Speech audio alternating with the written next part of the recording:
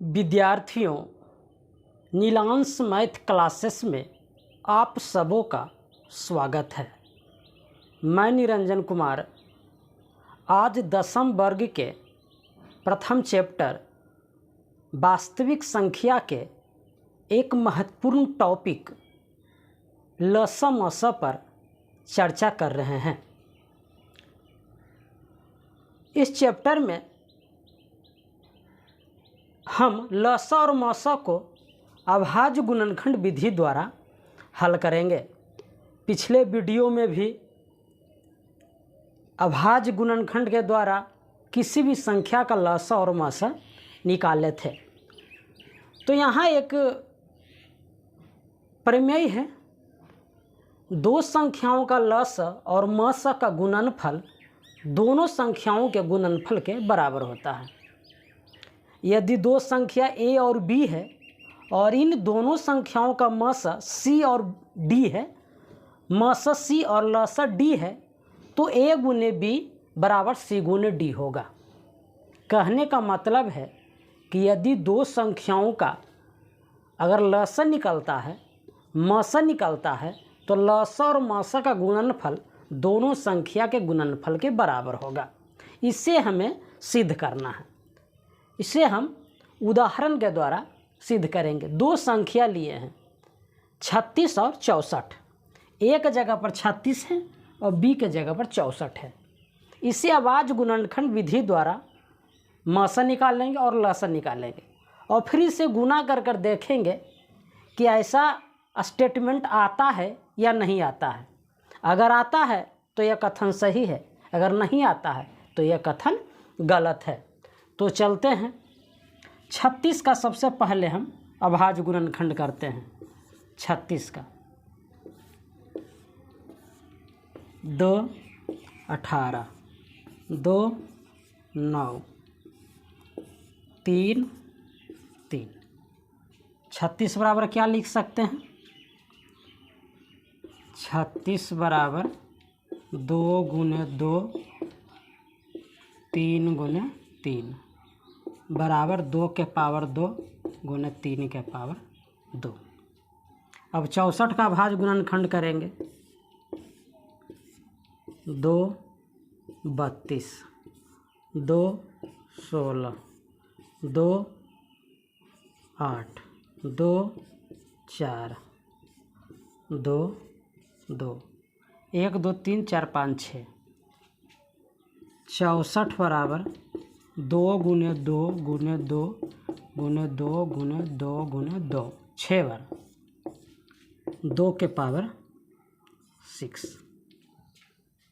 इसका अब हम लसा निकालेंगे और मसा निकालेंगे। लसा कितना होगा इसका? लसा बराबर और मसा बराबर। लसा क्या कहे थे और मसा क्या कहते? पहले हम मसा निकालेंगे। मसा दोनों में जो कॉमन है, दोनों में जो संख्याएं कॉमन है और कम घात वाला जो संख्या है, जिसका घात मिनिमम है, मिनिमम माने न्यूनतम है, वही संख्या हम लिखेंगे। तो 2 और 2 दोनों में उपलब्ध है। 2 का घात यहाँ 2, यहाँ 6 है, तो कम वाला कौन है? 2 है, तो 2 वाला हम यहाँ लिख देंगे। मसा में 2 के पावर 2 और 3 तो उभयनिष्ठ है नहीं, 3 इसमें है इसमें नहीं है, तो नहीं होगा। तो मसा बराबर 4। एलसीएम में क्या बोले थे? एलसीएम में कहे थे कि जो कॉमन है उसका मैक्सिमम घात, तो 2 कॉमन है, उसका मैक्सिमम घात कितना है? 2 के पावर 6। और जो बच गया उसे भी हमें गुना के रूप में लिख देना है। बचा कौन? 3 के पावर 2। तो कितना होगा गुना करने पर? 2 के पावर 6 कितना होगा? 64 और 3 तिया 9, 64 गुने 9, 9 चक 36 का 6, बाकी 3, 9 छक 54 3 57 576।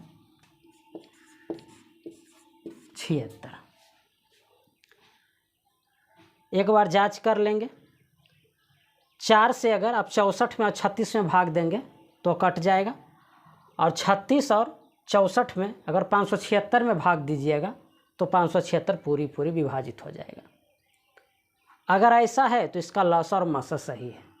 और एक और तरीका है, अगर लसा और मसा को दोनों को अगर गुना करते हैं और दोनों संख्या को गुना करते हैं, यहाँ सी जो है, सी माने थे मसा को, यह सी है और यह डी है। अभी और बी को गुना करें, LHS बराबर, LHS कितना है, ए गुने बी, ए कितना है 36, बी है 64। इसे गुना करें, 36 गुना 64 कितना होगा, 36 गुना 64, 6 चौक 24 का 4 बाकी 2, 4 तिया 12 2 14, 6 चौक 36 का 6 बाकी 3, अब 18 3 21, 4 6 4 10 का 0 बाकी 1 3, 2304, ये हो गया 2304। फिर RHS सी गुने डी, सी कितना है, सी है 4 और डी कितना है 576। इसे गुना कीजिए, 6 चौक 24 का 4 बाकी 2, 7 चौक 28 2, 30 का 0 बाकी 3, अब भी 4 5 20 23। यहाँ LHS बराबर RHS, अतः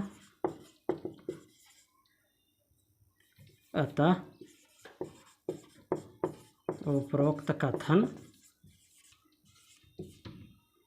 सही है। इस तरह से हम ए गुने बी बराबर सी गुने डी कर यह साबित कर दिए कि दो संख्याओं का मसा एवं लसा का गुणनफल दोनों संख्याओं के गुणनफल के बराबर होता है। तो आप इस सूत्र के द्वारा अगर आपको दो संख्या मालूम है और इसमें एक संख्या मालूम है तो चौथा आप निकाल सकते हैं। दो संख्या मालूम है, लसा मालूम है तो मसा निकाल सकते हैं, मसा मालूम है तो लसा निकाल सकते हैं। लेकिन ए बी सी डी में तीन संख्या मालूम होना चाहिए। तीन संख्या अगर कोई तीन संख्या अगर मालूम है तो चौथा संख्या अपने आप निकल जाएगा। इस तरह से हमें आशा ही नहीं पूर्ण विश्वास है कि आपने इस स्टेटमेंट को, इस कथन को काफ़ी अच्छी तरह समझ गए होंगे। इसलिए अभी तक आपने यदि वीडियो को लाइक नहीं किए हैं तो लाइक कर दें, कमेंट करें, शेयर करें, और अभी तक आपने यदि चैनल को सब्सक्राइब नहीं किए हैं तो चैनल को सब्सक्राइब कर लें और दूसरे लोगों को भी चैनल सब्सक्राइब करने के लिए प्रेरित कीजिए।